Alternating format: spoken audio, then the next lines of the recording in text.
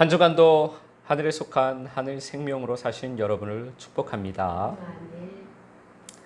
이 땅을 살아가는 사람에게 예수님을 믿고 하늘 생명으로 사는 것이 가장 큰 복입니다.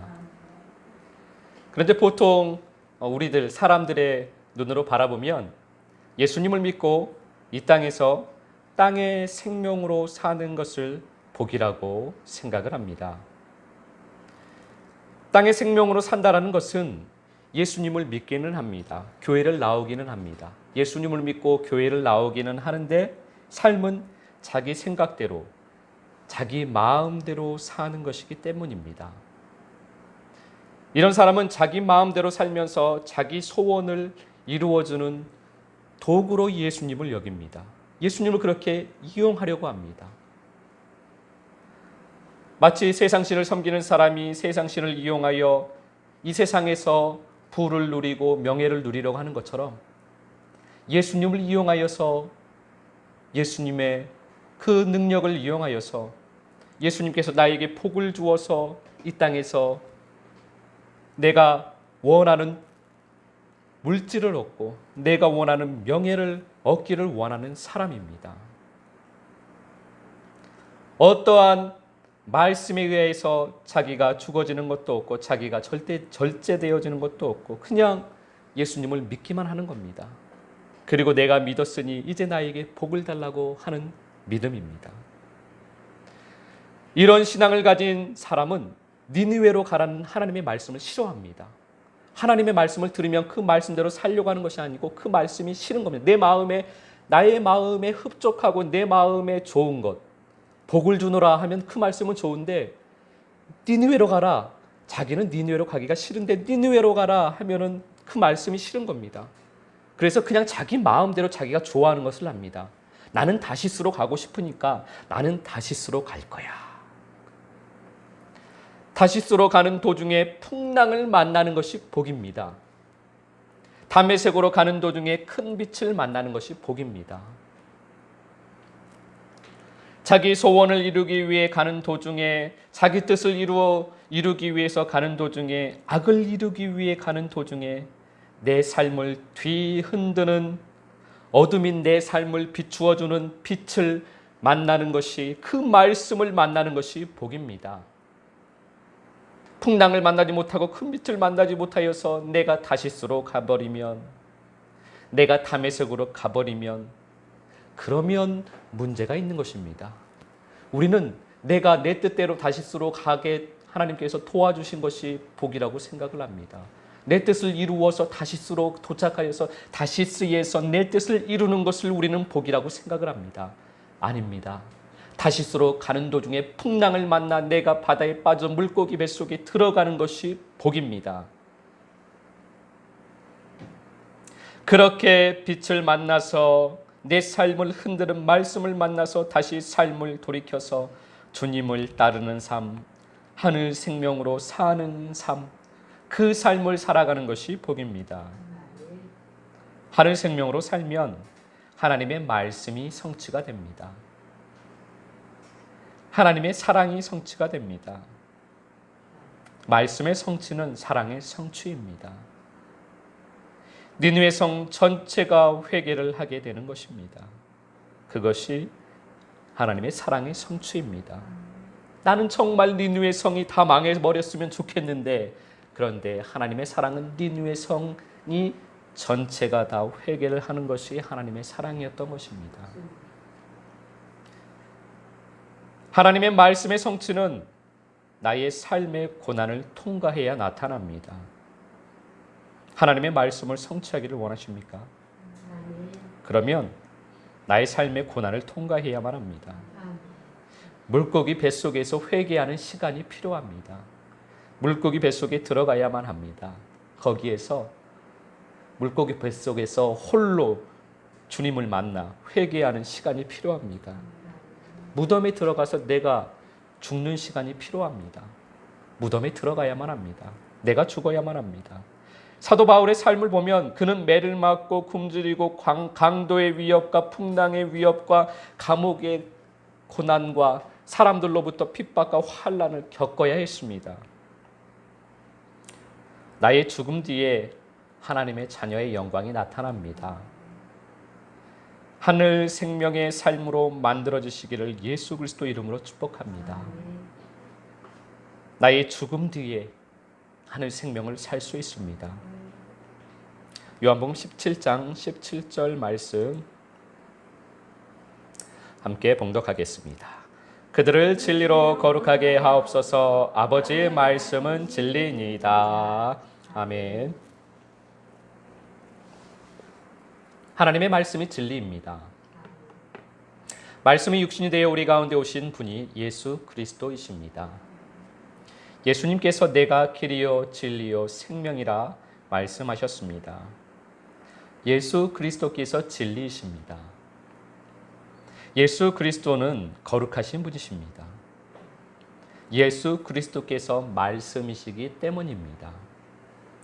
거룩은 구별되어지는 것입니다. 세상과 구별되어지는 것, 어둠과 구별되어지는 것이 거룩입니다. 세상과 어둠과 구별되어지는 빛은 말씀입니다.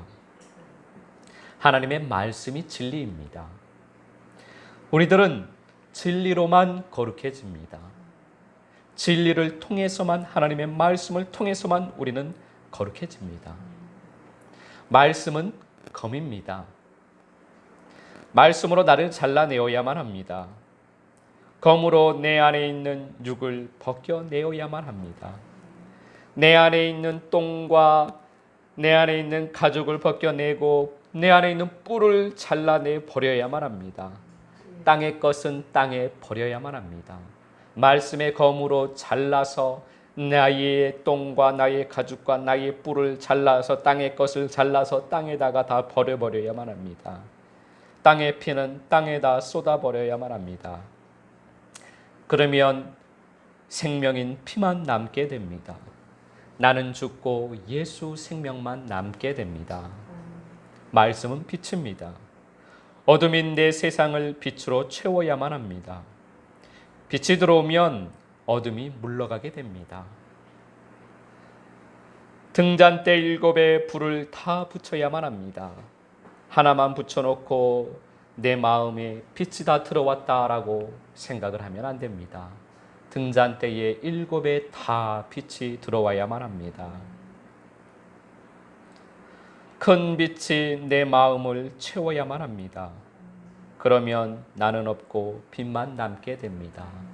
등잔대 7에 불이 다 붙으면 빛이 다 비춰지면 큰 빛이 되면 내 마음에 빛이 가득 채워지면 내 안에 어둠은 없고 나는 없고 빛만 남게 됩니다.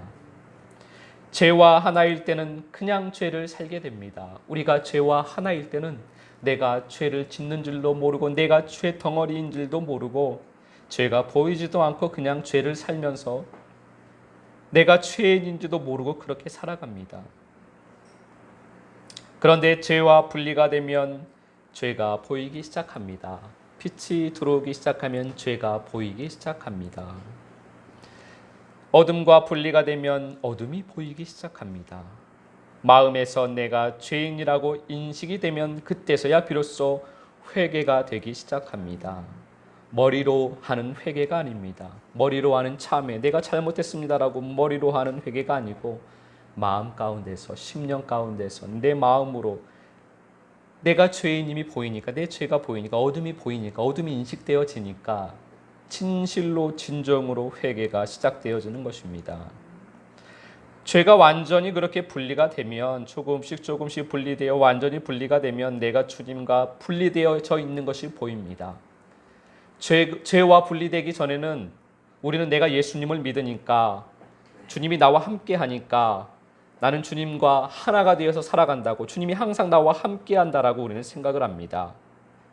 내가 주님과 분리되어 있다는 것조차 인식을 하지 못합니다.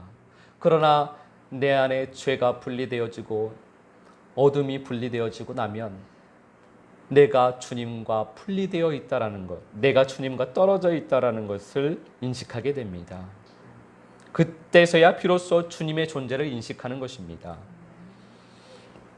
그리고 주님과 하나가 되기 시작합니다. 그렇게 주님과 하나가 되면 생명으로 그냥 사라집니다. 죄와 하나가 되어졌을 때 죄를 그냥 살아갔던 것처럼 주님과 하나가 되면, 생명과 하나가 되면 그냥 생명이 사라지는 것입니다. 생명은 그냥 내가 사는 것입니다. 내가 살려고 억지로 노력을 하는 것이 아니고 생명은 그냥 사라지는 것입니다. 그래서 우리는 바리새인들처럼 내가 말씀을 살려고 말씀을 읽고 말씀을 암송하고 내가 말씀을 살려고 또 말씀을 살려고 말씀을 못 살면 나를 책망하고 자책하고 그렇게 하는 것이 아니고 우리는 내가 말씀의 검으로 말씀의 빛으로 나를 비추고 나를 잘라내고 내가 생명이 되는 일에 온 힘을 쏟아야만 합니다. 내가 생명이 되면 그냥 생명이 사라지는 것입니다. 땅의 생명도 그냥 사라지는 것이고 하늘 생명도 그냥 사라지는 것입니다. 우리가 땅의 생명으로 충만할 때 땅의 생명이 그냥 사라졌듯이 우리가 하늘 생명으로 채워지면 하늘 생명이 그냥 사라집니다. 그래서 생명은 하나됨입니다. 하나가 되는 것이 생명입니다. 하나 되면 생명이 저절로 사라집니다. 그래서 거룩이 분리됨입니다. 분리되는 것이 거룩입니다. 죄와 분리되어서 하나님과 하나가 되는 것, 우리 주 예수 그리스도와 하나가 되는 것이 거룩입니다. 출애굽기 8장 22절 말씀 함께 봉독하겠습니다. 그날에 나는 내 백성이 거주하는 고센 땅을 구별하여 그곳에는 파리가 없게 하리니 이로 말미암아 이 땅에서 내가 여호와인 줄을 내가 알게 될 것이라. 아멘. 애굽에서 살아가는 이스라엘 백성들은 고센이라는 지역에서 삽니다. 세상이 애굽에서 살아가지만 그러나 세상 사람들이 사는 곳과는 다른 곳에서 고센이라는 지역에 따로 모여서 구별되어서 살아갑니다.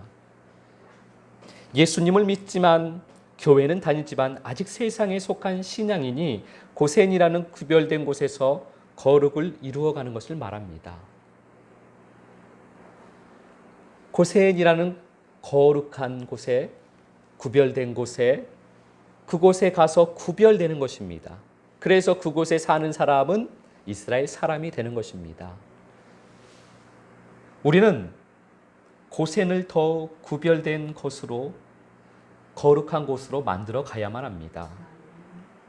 구별된 곳에서 거룩을 이루어가기 때문입니다. 우리는 고센을 더욱 거룩하게, 더욱 구별되게 해야만 합니다.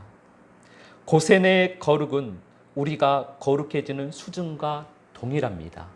우리 한 사람 한 사람이 구별되어지면, 거룩해지면 고센은 거룩해지게 됩니다. 고센은 구별되게 됩니다.